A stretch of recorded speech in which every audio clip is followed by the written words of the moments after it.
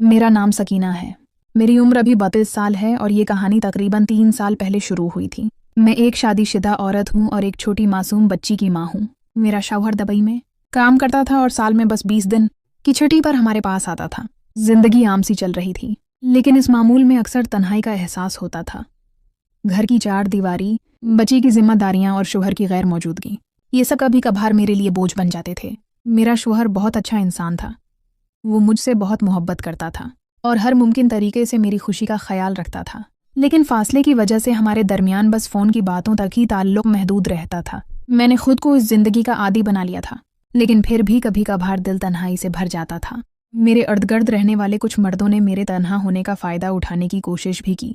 कभी किसी ने मेरी मदद का बहाना करके करीब आने की कोशिश की तो कभी किसी ने बड़े इरादे से मेरी तरफ देखा, लेकिन मैंने हमेशा ऐसे लोगों से दूर रहने की कोशिश की, क्योंकि मेरे लिए मेरी इज्जत और मेरे शौहर मोहब्बत सबसे बड़ी थी। फिर एक दिन मेरी ज़िंदगी में हादी आया। हादी मेरी कज़न का बेटा था और मैं उसे बचपन से जानती थी। वो मेरी गोद में खेलता था, मेरी आंखों के सामने बड़ा हुआ था। अब वो 25 साल का जवान लड़का था, लंबा, खूबसूरत और अपनी शख्सियत से सबको मुतासिर करने वाला। इसकी आंखों में मासूमियत थी, लेकिन बातों में एक मर्दांगी भी थी। हादी मुझे बहुत इज्जत देता था और मैं उसे अपने भांजे की तरह प्यार करती थी। अगरचे वो मेरा सगा भांजा नहीं था, लेकिन पूरे ख़ानदान में उसे सबसे ज़्यादा लाड प्यार मिला था। इत्तेफाक हादी को हमारे शहर में अच्छी नौकरी मिल गई और वो रहाइश की तलाश में हमारे घर आ गया। इस वक्त मेरे शौहर भी घर पर मौजूद थे। इन्हें मालूम था कि मैं अकेले रहकर कितनी मुश्किलात का सामना करती हूँ, इसलिए उन्होंने हादी को हमारे घर रहने की पेशकश कर दी। इनका ख्याल था कि इस तरह हादी को भी सहूलत होगी और मुझे घर पर एक साथी मिल जाएगा। हादी ने खुशी से ये पेशकश कबूल कर ली और इसी दिन से वो हमारे घर का मुस्तकिल रहायशी बन गया। कुछ दिनों बाद मेरे शौहर दोबारा दुबई चले गए और मैं अपनी रोज़मर्रा की ज़िंदगी में मसरूफ़ हो गई, लेकिन अब मेरे घर का माहौल बदल चुका था। हादी के आने से घर में एक नई चमक आ गई थी। वो हर वक्त खुश रहने वाला बातोनी और मेरी छोटी बच्ची का पसंदीदा बन चुका था। रात के खाने के बाद हम सब उठकर टीवी देखते। हादी मेरी बेटी को कहानियाँ सुनाता, उसके साथ खेलता और हंसी मजाक करता।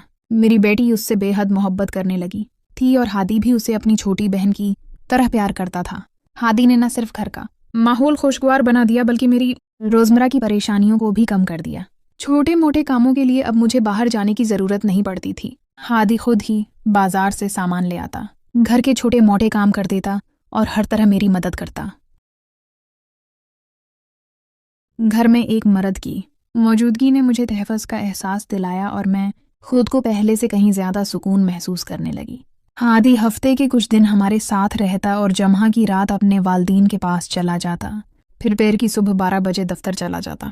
उसका ये मामूल 3 माह तक चलता रहा। फिर गर्मियों का मौसम शुरू हो गया। हमारे घर में सिर्फ एक एयर कंडीशनर था जो मेरे कमरे में लगा हुआ था।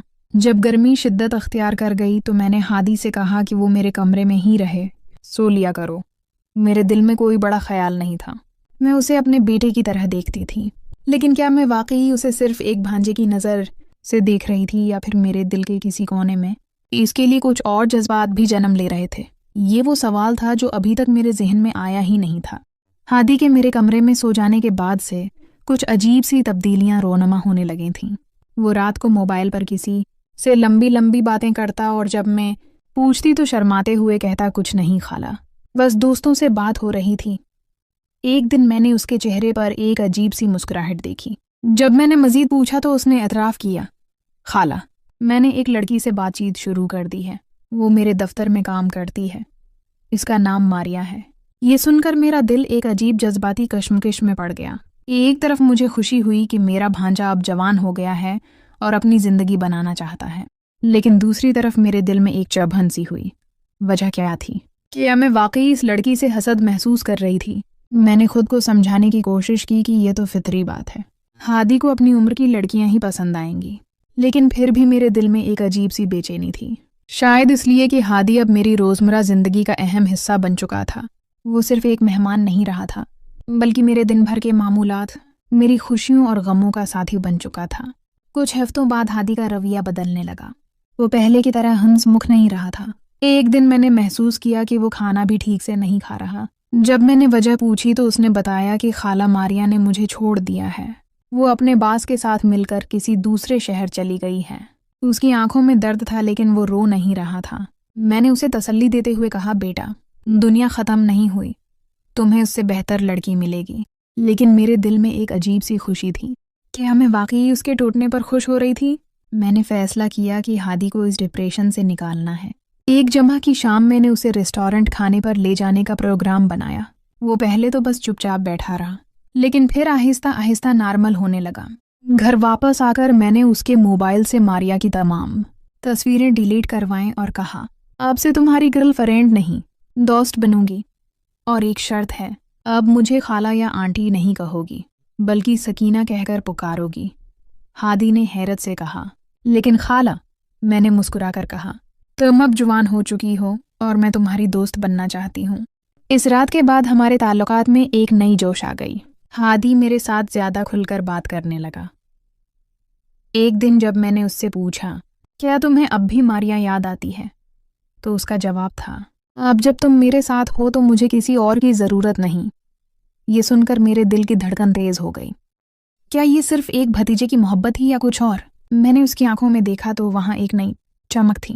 شاید وہ بھی اسی کشمش میں تھا جو میں محسوس کر رہی تھی۔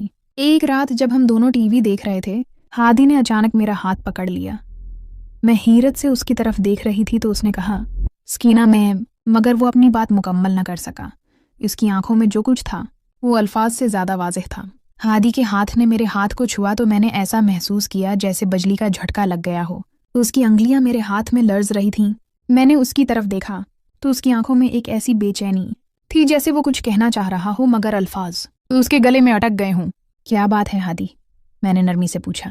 وہ کچھ دیر خاموش رہا، پھر اچانک بولا، سکینہ، میں تم سے، وہ جملہ ادھورا چھوڑ گیا۔